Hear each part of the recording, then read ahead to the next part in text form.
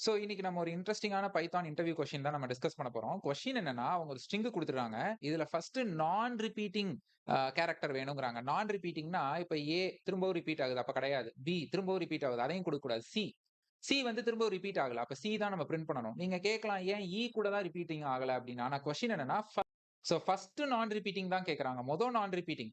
So அது நான் repeat ஆகல. அவ்வளவுதான். சோ இதுக்கு நான் வந்து ஐட்ரேட் பண்ணணும். ஐட்ரேட்னா ஒண்ணும் இல்ல. ஒவ்வொரு வார்த்தையா பார்த்து தான் செக் பண்ண முடியும் இல்லையா? சோ அதுக்கு நம்ம ஃபார் லூப் எழுதணும். ஃபார் லூப் வந்து ஐட்ரேட் பண்றதுக்காக. ஓகேங்களா? சோ ஃபார் சிஹெச்ங்கிறது இந்த ஃபார் லூப்க்கு நம்ம குடுக்குற ஒரு நேம் மாரி தான். ஃபார் சிஹெச் இன் எதுல?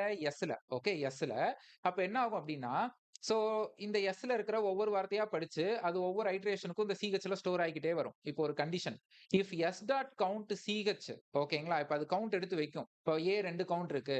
பியும் 2 கவுண்ட் இருக்கு. அடுத்து சி 1 கவுண்ட் தான் இருக்கு அப்படின்னு வரும். ஓகேங்களா? அப்போ if S dot count of சிஹெச்னா அந்த ஐட்ரேட் பண்ற வேல்யூஸ் ஈக்குவல் டு 1 இருந்தா அதை பிரிண்ட் பண்ணிட்டு பிரேக் ஆயிடு. பிரேக் ஆயிருந்தா அவ்வளவுதான், முடிஞ்சு போச்சு. திரும்பவும் நீ ஐட்ரேட் பண்ணாத அப்படிங்கறது அர்த்தம். இப்ப நான் எதுவுமே வந்து இல்ல அப்படின்னா எல்ஸ்ல வந்துட்டு நன்னு பிரிண்ட் ஆகணும். இப்ப நான் இதை ரன் பண்றேன். இங்க பாத்தீங்க அப்படின்னா சி மட்டும் வருது எனக்கு. ரைட். சோ இப்போ நான் வந்து சியையும் 2 டைம் குடுக்குறேன்.